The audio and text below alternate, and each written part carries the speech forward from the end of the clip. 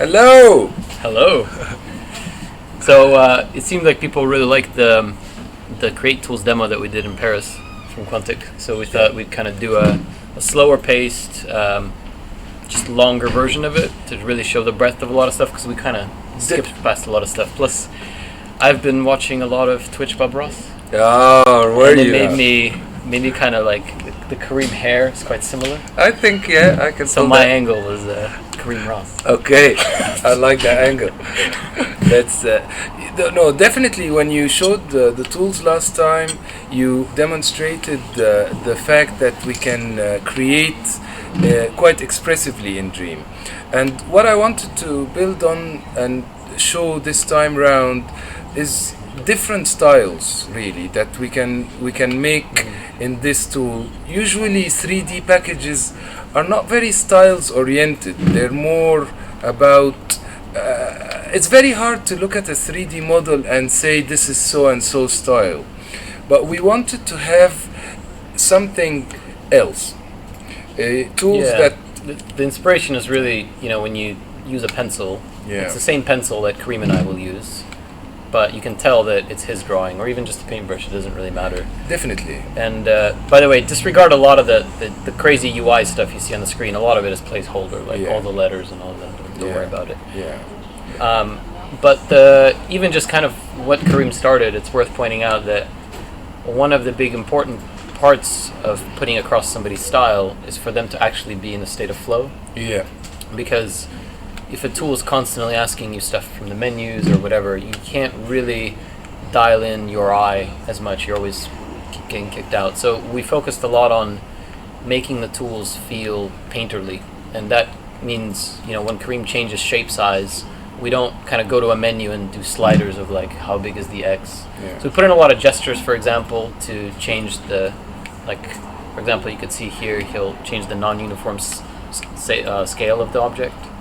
So instead of, I guess it's kind of hard to see on a splatty shape, but anyway, it's fine. I can get another shape. Oh, yeah, maybe just do like a rock or something. Yeah, I think I want to do a rock now. Yeah. Stop with the happy little rocks. Happy little rocks.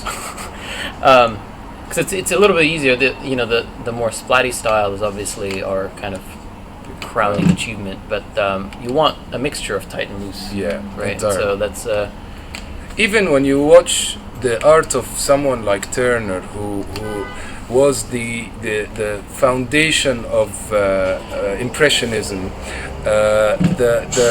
In his pictures you see the very, very, very tight chip, you know, and then you see the sea and the sky all expressive and emotional. But it's interesting because, so I was gonna make a point that actually, you said Turner. He told me once that he tied himself to this ship mast. Yeah. And you can't do that and have a tool that asks you questions. No. It's got to be immediate. And so, a lot of 3D tools have add and cut, and people have seen CSG, and then it's usually in a menu somewhere, pull down. Do you want to add? Do you want to cut? Which shape do you want? And we put a lot of work into making it so Kareem's actually not bringing up the menu very often, so you can kind of show the breadth of it. You can do gestures to switch from add to cut. That's one of the gestures, and another gesture lets you make another shape and change the non-uniform scale of it. You can also change the straight up scale of it. So lots of stuff without ever hitting menus, and that's important because it's a different mindset when you hit menus. Obviously, changing colors. You know that in my studio when I'm painting, I don't even put my paints on the palette. I put them on the painting because I don't want to move my head, because that already takes your concentration off the picture. Yeah, we actually had a version. We've had so many versions. Yeah. Oh my God. The color picker you see here is the thing that we knocked up before Paris because but we've had, 6 color pickers just me before and one of them was very much about, I did one when I first got here that had 4 colors and you had to mix all of it. And I think Kareem's the only one that liked it. I love that one. Bring back the 4 colors. Because basically you just mix on the canvas full stop. But, we want to walk the delicate line of supporting people that are more kind of traditional, people that are more painterly. It's actually interesting when we talked about the differences between the Move and DS4, because, we support obviously both Move and DS4, and even DS4 without camera, using gyros and stuff. Yeah. and the capabilities of all of them are identical. So you'll be able to sculpt with all of them. You'll be able to do assembly, music, all of that stuff with all of them. But actually, the difference is fundamentally in the techniques. Yeah. So like a lot of the stuff that Kareem's doing here, where he's using lots of 6 degree of freedom placement, that gives you techniques that look like this. Yeah. On the DS4, because not even anything about the controller, just purely because of the way you hold it, it's less comfortable to do this kind of action. It's much more comfortable to kind of sit there and use either the sticks, use the touchpad for rotation is quite nice. So it's not anything about like capabilities, just strictly ergonomics push you towards a different style.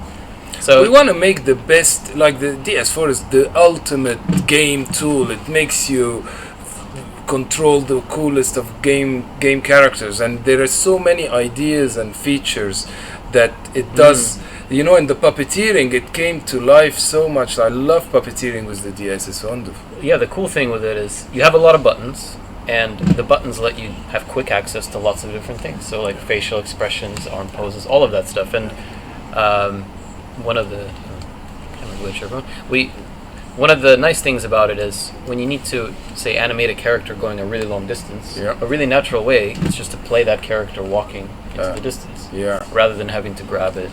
You could do that, but these kind of things where you're doing more gameplay stuff, like Kareem said, it's very much...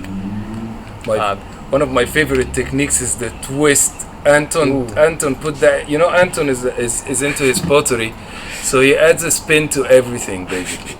We love spinning. UI design is actually very easy. You basically take all the different 3D transforms you have, and you say, spin one of them, spin two of them, spin three of them, spin... You just keep spinning until you get all the different combinations. So I love it. It's so cool how you get different shapes if you spin quite slowly like that. Well, you got to be over the hole, I think. Yeah. You get different... This is kind of what we meant about techniques, is now, this isn't a trunk texture. This is just Kareem figured out that if you spin in a specific way and then kind of move with it, you get a very interesting doubling on itself kind of texture. When I first implemented actually this feature, I did it simply to rotate the shape on the end of your stick. Yeah, so that's useful. Yeah, totally. And then I was like, oh, it'd be kind of fun to just do momentum, and I did really fast ones. Yeah. The first one looked like muscles. It looks like crisis muscles. Yeah. do a can undo it, I guess. If you don't want it. I think it's quite cool. Yeah. It's like proper. And it's that's because that's the first thing I tried, and it makes good beards and stuff. And it's interesting the feel difference, because that one feels very much like a Dremel. Yeah. Like it's a crazy head on Dremel and just. Yeah. But then John Eckersley, I think. Yeah. Maybe you independently discovered that if you spin really slowly, then you get clouds. Yeah, that was a John classic. That was a John, yeah. And so people were doing like trees in one stroke. Could you do a? Yeah. So Bob Ross has the fan brush technique. Okay. He does the tree, the happy little tree. Can you do? Okay, let's do that. A spinning, one stroke spinning tree. Okay. Get a green. Okay. You mean the because that's the branch. grab. Okay, let's do it. Yeah. I just need to make it a go longer. Little longer. There we go. Ruined. We need to get another splat for that. I have actually a... make another sculpt. Yeah. Go with it. Yeah. But even without splats, if you spin a box, you can do it with a different, just so we can splat it up later. Okay. So basically, Francis, I think, discovered that if you spin, was it a wedge or a cone or something? Do whichever one you think is best. But basically, it's quite fun just to try different... I love that side of the project, really. That is the most exciting things, that we can do things like that and just end up with really interesting shapes that you'd never imagine. You just say, I wonder what that will do, and you go, I like that, that looks cool. And then using our splatting types, can just pick it up and go, let's give it I think you have to, boom. I like that one. Saved. Yeah. Oh, look at that. Let's do that one. Might need some work on the trunk. Okay. It's interesting that the primitives. So I do some pottery on the side, and I kind of brought some tools along. I think at first glance, when you look at the primitives, the intuition might be, oh, the cube is you make cubes, the cylinders for cylinders, and they think of it very kind of rigidly. But actually, another way of thinking of primitives is kind of like tools like this, where you have a weird shape, and this shape isn't for making this shape. It's this shape because it's useful to have a tiny bit of cut and this wide area. And one of the first surprises for me was that I would have thought that the most useful primitive would be like the sphere or the cube. Yeah. Because, it seems like the most basic. And you guys always use cylinders. Yeah. Everywhere. Yeah. And I was so confused. Why cylinder? Like, it's a weird shape. It's like, it's a cut thing. Yeah. And the reason is because actually cylinder gives you an easy way to do both curves and a flat piece without having to switch shapes. And it's so important for flow that you're not like, oh, I want to do a cut, so now I get the box, and now I want to do a curve, so now I get the obvious thing to say is, oh, if you want curves, you get the curvy thing, you want cut. But actually, a more interesting thing is because you have the full kind of 3D input, you use the sides of the shape as the different shapes. Oh, yeah. I love that technique, actually. The thing about techniques that we discovered in this project as well is that everybody has entirely different ones, and we wanted to show off in this session how varied these different uses of those same shapes, same brushes give entirely different results. In fact, let's pull some of the guys' beautiful artwork that has been prepared. Yeah, so one of the things we kind of brushed over. Are you gonna do some search? Or are you gonna grab it from stuff? Yeah, here it is. Oh yeah. So one of the things we kind of brushed over in the Paris demo was that collections, like users-made collections, and people are a huge part of Dream. So like you do far less text searches and much more searches by people and browsing through kind of curated content. Yeah. So for the stream to make, searching faster, essentially Kareem made a collection of all the stuff he wants to show. So it has a bunch of dreams other people made from different people. Yeah. And you can kind of see the variety of style, but let's pull. What shall we pull first? I think you should do a sculpture garden. Okay, let's do that. But use mech parts as pedestals. Oh, that's not bad. Yeah. Okay. Or macaroons. I'm feeling the macaroons actually. Go Macaroons. So we get like some macaroon pedestals. These macaroons were used in our Paris demo in the live session of playing and creating together. So this is a bunch of them. I actually really like this orange paint stroke here, which John did for one of the trees that was used in the demo as well. And even though it's a very simple piece of art, is very tasteful and lovely, and you put it in any orientation and in any direction and it looks fabulous. John has actually been discovering techniques recently that he's been making and using to make his portraits of Jimi Hendrix. Have you seen those? They're really when you first sent them out, I was mind blown. And it's just because we added a few features. Okay, what will make it first? I want to show. Let's show Dan's.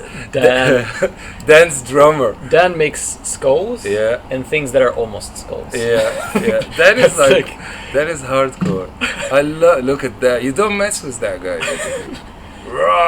And Dan's is actually one of the guys in QA. So like, he gets actually the best job because essentially he doesn't have to make the art. He just tests it and just makes art. Yeah, as part of it. I think this is the reason I'm starting with the work. This is our audio designer, wonderful work, and this is Ed from Audio, and this is his first ever use of our tools, and this is what the first time user creates in Dream.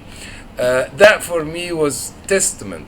And then we go to Francis, our wonderful Francis, who did Sackboy, and so many other beautiful creations. And using our sculpting tools, he's been able to do. I love the techniques. This one is a proper Rodin too, Yeah. because I don't know if you noticed this, but this isn't like he basically took a sphere Yeah. and then he just carved it. In fact, I want to demo for Go for the it. viewers what that technique is all about. Because, just like sometimes I remember when you see people's stuff, you will remember how they did it. And that is basically still the tree spinning about. See the cylinder. Yeah, It's the cylinder. we love the cylinder. So cylinder is like Kareem's 1-inch brush. I tell you. Essentially 90% of the work. Cylinder is super cool because it's got curves and it's got sharp bits, so it's amazing. Super tasteful. This is the technique that Francis has used to make this guy is basically just using shapes like that and drawing with them in the 3D space, and then using the cutter to cut through your shape and carve away.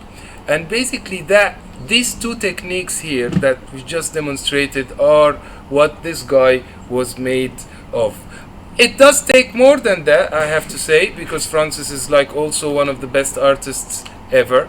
But the brilliant point we're making here is a technique is something that we're really big on in Dream, and we want that to grow with every person in the community. Will get new techniques. John here, however, made this character out of stamping of different pieces. I think these were like some mechanical pieces made from a robot or something. I can't even tell. Is that John E or John That's B? John E. Okay, like yeah. John B's You know coming. what's a good counterpoint to that if you bring it in? Do you have the multicolored John head? Oh yeah. Because it's interesting that John, I think I saw it. Maybe it's on the next page. Yeah, that guy. So, John Eckersley made that ages ago, right? And that has a very similar feel, even though it's made out of mech parts. Yeah. But that kind of Yeah. abstract. That tree needs to move. Let's move it over here. Can you group and clone some happy little trees just for Okay. just for an homage? Okay. Oh, did we not? Oh, yeah, just select it. Yeah, triangle. Yeah. We Hey. just put this UI in like a week ago. Cool. In fact, we need another tree. Yeah, go full clone. Okay. A bunch of He trees. needs a little friend. Okay. Tree. I just introduced Kareem to the. I love this one. It's so good because it's democratizing painting, and it's a very similar. Kareem's always talks about happy accidents. Like we actually designed the UI to encourage happy accidents, not as a joke. It's like so much of cool stuff happens because midway through doing something, you spot in real time something cooler, Entirely. and you just completely switch. Yeah. And if you make a tool that does exactly what you intended first time, like if you front load it and say type in all the numbers, Yeah. like you can, but you miss everything. in I between. was very reluctant to even practice or prepare for what we're going to do today. We always have a look at the tools and see that everything is working, and that so we can at least know what we're doing. But there is something wonderful about discovery and exploration. Exploration in games or exploration in art. Victor here, Victor did some of the craziest things in Little Big Planet. And for some reason, he has made a Russian sort of inspired football game. The dance of my people. Yeah. So, and did you see his egg? I have it too. Oh, the matryoshkas. Yeah. Yeah. So not the what do you call it, the Russian doll? Matryoshka, yeah. Awesome. This is the Victor macaroon. Hi. Yeah. I wonder if the chat has some ideas about what. Have a look. Let's see. Let me grab the. Let's- Could I grab this thing? Check out what the people are saying. Oh, that's that guy. And this is Mark's. Oh, I was just gonna watch. I think. This is one of Mark Healy, our creative director's character designs, It does remind me of Mark, actually. It looks a bit like a sort of cartoon version of him. And then we have Kareem, you have a request for tornado. tornado. Yeah. A tornado. A tornado. Let's do this. If you flip her, she kind of looks like a tornado. Okay. No, I think I got the ultimate tornado. So we do a new sculpt. Then I think it's time for the the Taurus. And then we need. Still do the scale as you. Yeah, entirely. I want to. I think I need to split it into this one. Yeah, there you go. Maybe that one. See, that's the cool thing is you're like, oh, I really want this. By the way, all these letters are shorthand for presets that we're just trying out. We're obviously going to wire it up with nice visuals and everything. Let's pick a color. What's the color of a tornado? It's dark. Titanium white. Titanium white? Is it time? Okay. Alright. Woo! Smash the white cream. And then we turn fast. Boom. Ruined. There we go. Rocking Max says, is there a limit to how big the levels can be? There is a limit, obviously, because, memory limit, but it's a very large limit. We don't want to say, like, the actual technical limits at the moment, because we are still optimizing stuff, but, it's on the order of thousands of objects, not on the order of, like, tens or hundreds, so, like, could do the tornado out of clone brushes just to kind of show you. This is like the object limit tester thing. When I put this in, all the programmers cried. Yeah. Oh, that's a cool way to do a tornado, actually. Oh, yeah. I've never thought of that before. Yeah, we just winged it. Yeah, right now we have... It's like a tentacle tornado. I like that. What else do we need? There's also a question, which is, can you make tearaway in dreams? Oh, yeah. Oh, yeah. I like how you just... Okay. Yeah, one stream. Why not? Let's... Who made that? Johnny? Or? I think John... Oh, yeah. Eckersley made... Oh, it even comes with light. Iota. À toi, actually. This is like... I remember when he first made this for the E3 Easter egg. It was in one of the bubbles. Totally. And he did it in like an hour, yeah. I think. And with like mega precision, Rex came over and okayed it and all of this. And Absolutely. It was a proper process. Absolutely. So yeah, just do that for hours and then you get tearaway. Yeah. A couple of hours. No. I think we need to expand our garden so we can add... Go. Just need to add some bits. Oftentimes programmers get into a mental block of, to us everything's atomic. So when you say place an object, to a program it's like position, rotation. 4 numbers for rotation, 3 numbers for position, maybe 1 for scale. And it loses the difference between being able to specify that quickly and slowly. Because I used to make levels for Half-Life, and one of the really kind of hardcore nerdy things was to actually type in the level by hand. You can type it in with Notepad, like vertex by vertex. That's cool. And the level will just load it.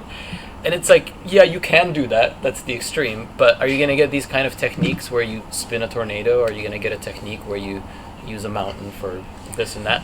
You just won't, because it takes you so long to even play something. You miss everything after that. The question is always not whether you can do it or not, is what do you want to do with that decision? Like the important thing is stories. You want to remember that you're doing that space so an event can happen in it, an animation can take place in it, a story. It's not just for the triumph of placing the object in 3D space. That's not an end, that's a beginning. And to spend any brain time in such atomic things takes time away from more expressive things. Yeah. So it's just a question of where do you want to put your time. We have a request for a waterfall. Okay. And can I add a... Okay. So I'm thinking that rock formation Yeah. curved into a waterfall and then falling water Ah, the building. building. Okay, okay. Or to go arch, up Yeah. to you. But I think we got to get a waterfall in Okay, there. let's get a waterfall. So in order to have a waterfall, we need a fall. So I will just change the level, get a piece of the land, Oh yeah. put it down there, down there, and then It's cool that you can just kind of, obviously, when you're just doing this on your own, you just let your mind wander and you say, well, Yeah. it looks kind of like a nice place for a waterfall. yeah. That's a cool request. I think this place needed some water. So Kareem's also like famous for making scenes that are literally kilometers wide. yeah. Like when we first developed I the don't tools- think programmers like me. No, it's not a. I remember I was talking. I don't remember who it was, and I was like, I need to make the zoom work We make things crash. by 3 orders of magnitude, which is basically it needs to zoom from the roughly centimeter scale to 10 kilometers. Yeah. And everyone's like, what the hell, does the physics even work? I'm like, yeah, it actually does. And like Chris panicked. The But thing then- is, like, yeah, who does it? Kareem. when Michelangelo did like the Sistine Chapel, it took like 4 years and lots of paint. And one of the things that when they first did the first take of it, he had lots of assistants helping, and it was not happy with it, so they had to repaint it all again, and The whole thing? yeah, to scrap it, and build a new system, a new mechanism for the scaffolding. It was actually an ingenuity of scaffolding to be able to do something that curved. The moral of the story and the relation to what we're talking about is that it's I think got it's- to be. It's local size. You gotta like make it small, and then I see. yeah, we're still tuning some of this stuff. But I want to get the jittery one. can I try it? Can I Yeah. do water? Okay. You have a vision for I have a both. vision for Okay, do this. Swap edge. You could advise or just I don't get know. your chat on. Yeah. I've got a question from Lord Teamaker saying, can you group dreams together to make a game within a game? Yes. Yeah. Is the short answer. In fact, yeah. Well, Kareem The can games, speak to the that. game, the Dreams has got a lot of game making tools and amazing features that we will demo in many of the other streams yet to come. The whoever knows of the LBP tools and gadgets and things that were allowing you to add movements and intelligence and danger and all sorts of things to your spaces. Today we're focusing mainly on the 3D modeling and the scene creation sides that expand on what Anton showed last Twitch, but we just wanted to open up more and show more the style side. But definitely there'll be the next times and beyond where we show off more how to make our games. You won't only be able to make games, but you'll be able to link them up together to make huge, expensive stories that don't end till you decide. So yeah, definitely the game making side and the characters and within those games is going to be yet another very exciting thing. Like we showed in the Paris demos. I like it. You like it? Yeah. I was trying to get a little bit of that titanium white for the highlights. Okay. I like that. I like the first one. The last. They're all cool. Every time I see one, I'm like, yeah. I think it was B. It might have been B. The one that. Yeah. That's cool. Yeah. The white is no good. Yeah. Oh, interesting. It saved all the different. You want to drop a few more of the sculpture styles as well, so we can show people. Yeah, actually, one of the interesting things is just technically we have lots of interesting features, but one of them is kind of this relative zoom feature, so you can work at any scale. So it's very good for doing detail because you can just go in, do a bit of detail, but then I can zoom out, and without even having to change the size of my brush, it's the appropriate scale, so I can then kind of put it into here. And it's one of those, again, like flow improvements that we always do. It's when you want to do fine detail and large detail, it's even just the action of switching scale is something you're like, oh, I want a bigger brush. It's like, no, we'll just give you the exact right brush. I don't know, I like the waterfall-y bit, but it comes from nowhere. It needs a little pond behind. It's a happy little pond. Yeah. But it's not really... And you know what needs to live in that pond? There is one of the items in the bag. Yeah. That is one of the creatures that Emily created that I really like. It's some monster thing. Where is it? Up there. That one beside the butterfly. This? Yeah. I think it needs to live in the pond. Oh yeah. What? As it loaded, I was like... Yeah. It's actually a really good point, actually. This is the speed of loading. Yeah. Like, this is a many piece object, as you can see. It's made of lots of John Beach pieces, and then part Emily. And we're just gonna kind of just hide it. Just hide it there. Wasted. The imp's mouth move to how we talk. Hello. Sometimes. Or are you saying it should live here? Yeah, it's like having a bath now. We'll just put it secretly here. hidden. So this is the power of the relative zoom. So I can kind of go over here and zoom all the way out of the scene, and I have an appropriate thing. Or I can kind of go, you know what, it should really just live there. And without any kind of scaling or anything, just hide it in there. You know, if I don't want to change my zoom, I can still, obviously scale it, but it's just a matter of doing what it is you care about. And so now we've got a scene that is literally spanning, from this scale all the way up to tornado-sized. Yeah, we need to build some architectural things. Cool. Full me water.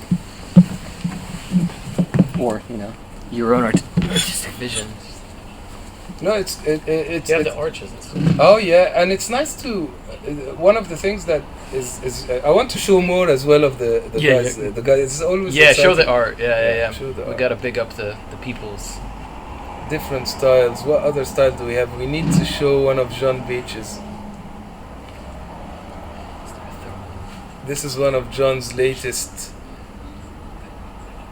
amazing mechs.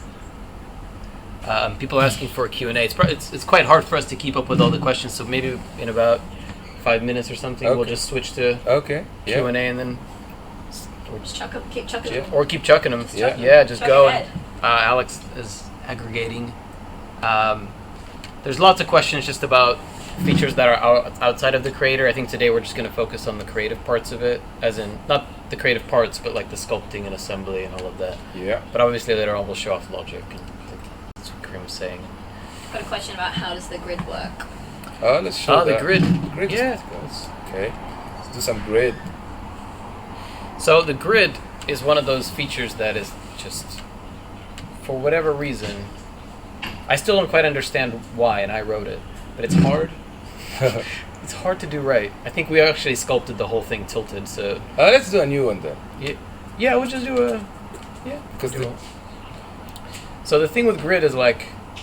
The thing I always disliked about grid, personally, was that you always had to worry about grid size.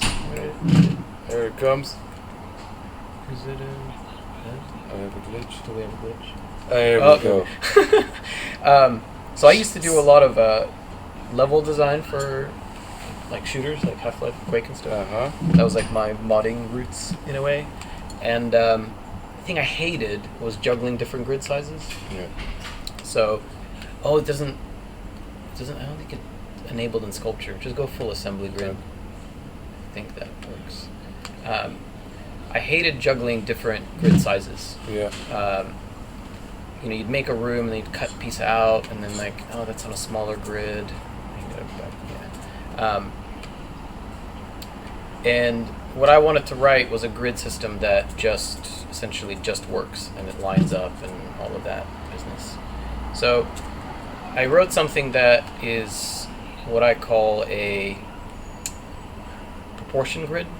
And essentially what it does is it respects proportions and automatically lines things up to each other, proportion style. And you could do things like this, like easy stairs and all of this, or pyramid, I guess in this case. And the clone tool is wicked on grid because you can very easily make really cool architectural shapes. So it's a looser grid than I think most people are used to, because most people imagine, oh, the grid is grid paper. Yeah. You know, but if you've ever seen architectural paper, it's a bit different. It's got different lines and it's got different axes and it's got it's a bit more subdividey. Yeah. And you can do all that same stuff with this one as well. Like you can go perfect, you know, Lego block style, but the ability to kind of loosely be on grid and mostly care about the proportions rather than, you know, the exactness of it, I think is really interesting, and I think it suits more the kind of painterly version of dreams. Definitely, you can block out your scenes and get a very quick spaces with that system, and that's just with using one shape. I'm just he's literally just sculpted one shape Amazing. and just go. But we can, if we find an object that is more articulated, like actually I'm gonna put one of the. Let's make a space station using John Beach's mix. That was. They're probably grid aligned. He's quite. Yeah. It's the magic of the beach. Let's see. Oh yeah. Of course. Of course. In the meantime, you got a question: how do you make objects shiny? Oh yeah. So there's material properties. There's things like shininess and metalness. It's actually not wired up right now. When we rewrote the whole of UI before Paris, we we rewrote stuff and we just haven't wired it. But you've seen screenshots from the end, even from the E3 trailer. There's lots of shiny stuff and lots of. I wish I could show you because it looks really good. I guess is the short answer. But yeah. I like using these things on the grid. They really make very quickly amazing formations. And I tried really hard. We're not 100% there yet, but I tried really hard to make it so that the grid isn't just this crazy lines all over. Because in 3D, grids can get really nasty. Yeah. You know, you can get essentially like the Matrix in your face. And I think my high bar is that the grid just works and you don't need to see it. So it just lines things up, and you're like, cool, it keeps me lined up, but you don't have to explicitly ever, you know, see it or even use it. We might add some projections and that kind of thing later on. One of the coolest things we actually added, and again, haven't fully wired up to the UI, is if you look at the imps themselves, the imps have this kind of interior glow to them, and it's sort of subsurface scattering like thing. I don't want to say subsurface scattering because Alex will kill me. Yeah. But it's an approximation to the technique. So we call it waxiness right now. Oh yeah. What? So the repeater tool, basically does that. There's no actual better explanation, but it's really fun for architecture. It's basically clone the object. Oh, and by the way, repeat this. You know what? Difference. We need to get the spaceship from the E3 demo. You remember that? Oh yeah. And clone it. Coder's crying. Kareem's on a power trip. Let's do it. Somebody's being weird on you. Yeah. Anyway, I wonder if do the 4-way clone, but with I was gonna say do a flip. You can do a yeah. So it's for the technical minded of you. It's the delta transformation between the current and the next, right? So if you scale, flip, rotate, all of that just gets kind of reapplied in a Nautilus seashell kind of way, and that includes flips and scales and stuff. And you can get a really mental kaleidoscopic kind of things. Obviously, the simple use case is that, but actually, you could do spiral staircases like that just by taking a piece and go. And oh yeah. That's you got to go off grid, but. Got a question: can you reduce detail to make objects less complex? Yes. Loops. So we call that looseness, and it's essentially what you see when it turns painterly. When an object turns painterly, it basically... I think Kareem will demo, let's see. Maybe that...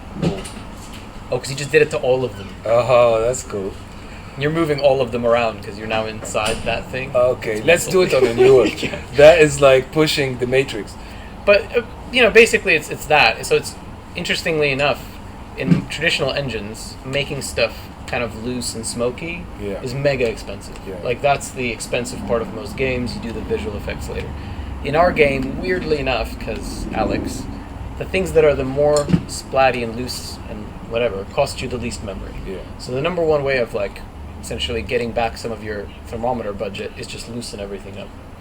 And that's awesome because it's not actually de-resing, it's a sort of tasteful de-res. So you can drop the level of detail and... Like this sort of shape here. Yeah. So that shape will cost you, well, I don't know the numbers, but probably like 16 or 32 times less than a tight shape or something. Yeah. So, you can have on the order of tens of thousands of regular objects ish something. It's thermometers are a bit trickier in this game than in LBP, but essentially the more painterly the more stuff. Yeah. So Which is like music to my ears. and not to diminish the other, because you can already see we have a lot of non-painterly objects. It's not like a limit in that sense, but if you want to do huge mountain backgrounds or something, you can do them in a painterly style and it costs you virtually nothing. Yeah. Even we can use the grid on all sorts of objects, like we can get, what do we have here? There was a Batman. Got another question. Can you make it so that distant objects are automatically loose, so they're nice and cheap, and then tighten up as you approach? Good idea. I've been requesting it for years. Thank you. Yes. Next week. Oh my god, there's your architecture. So that was made on grid. Yeah. So you can kind of get a taste for... That's actually traditionally quite tricky to do on grid, because you'd have to switch grid sizes and stuff like that. But here it's like, boom. And it's got Batman as well. Just as a decoration. That style is like actually quite a nice style, using cylinders and shapes just smeared around to make your shapes, and it gives very, very interesting results. Can I do a spiral staircase? Oh yeah, please. In fact, we should. Yeah. Just do a new one? Just end on that note. Yeah. Might also, let's see what I can pull off. And what other is there any question out there?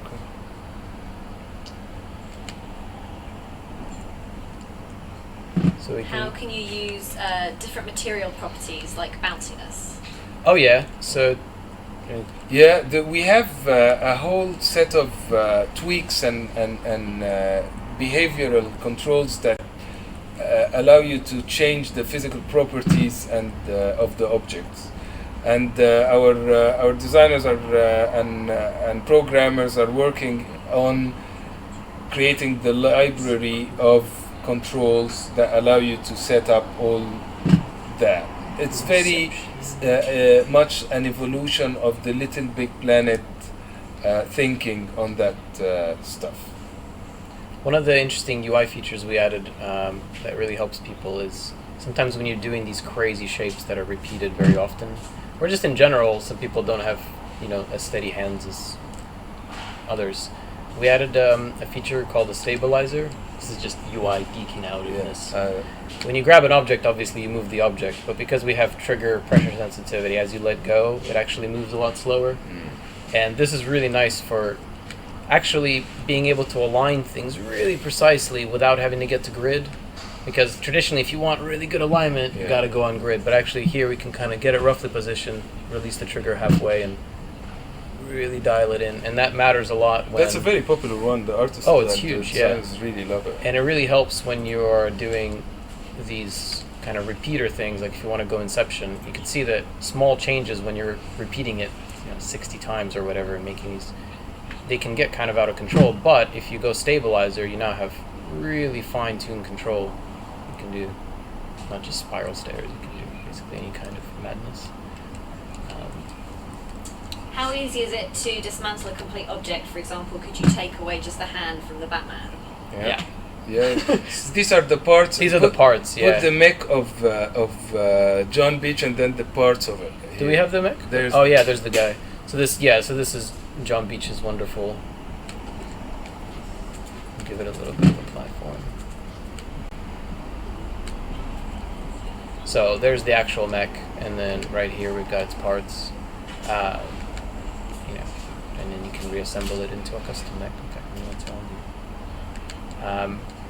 And we kind of pre-selected these for the stream, but I think it needs like a cute head just to.